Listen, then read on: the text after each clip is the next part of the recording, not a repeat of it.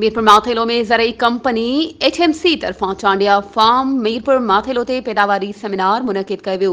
Seminar खे HMC director रियाज़ अहमद ख़िताब कंदे चयो त पाकिस्तान जी तारीख़ में इनक़िलाब आणींदड़ वैरायटी HMC 2003 ही आहे। वधीक HMC डायरेक्टर रियाज़ अहमद ब्रेड MCF सैफुल्ला चांडियो ऐं ज़मींदार तोड़े आबादगारनि CN न्यूज़ सां ॻाल्हाईंदे चयो त HMC यहाँ पे आज इकट्ठे हम लोग हैं। आज यहाँ पे फील्ड डे है HMC 203 का, जो हाइब्रिड राइस है। हम समझते हैं कि फैसला ज़मींदार ने करना है 2025 का।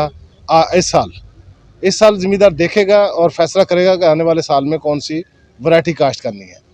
हमारे पास दो खूबसूरत वैरायटीज़ हैं जो ज़मींदार को खुशहाल कर सकती हैं। ये खुशहाली का रास्ता हम कहते हैं, उसके लिए हम आज इकट्ठे हैं। ये 130 मन वाली पैदावार देने वाली वैरायटीज़ हैं।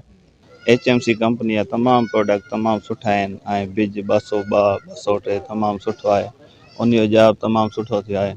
तमामु ज़मींदार सभई मुतमिन आहिनि। वारनि जूं वॾियूं महिरबानियूं जन असांखे तमामु सुठो प्रोडक्ट जे बारे में तरतीब ॾिनी। इंशाअल्लाह आईंदा जेको आहे साईं वारनि जे चवण ते जेकी बि साईं वारनि चयो आहे 202 ऐं 203 वैरायटी काश्त कंदासीं इंशाअल्लाह अल्लाह जे हुकुम सां। साईं वारनि सां राब्तो कयो इंशाअल्लाह। अॻे ने साईं मूंखे वठी वियो फसल घुमण जे लाइ। तमामु बहितरीन 1 नंबर फसल। हर शइ ओके HMC आहे। 202 या 3 उहा वधीक ख़बरुनि ऐं अपडेट्स जे लाइ असांजे चैनल खे सब्सक्राइब कयो ऐं हा बेल आइकन खे प्रेस करणु न विसारिजो त जीअं असांजी हर नई अचण वारी वीडियो तव्हां ताईं पहुचे।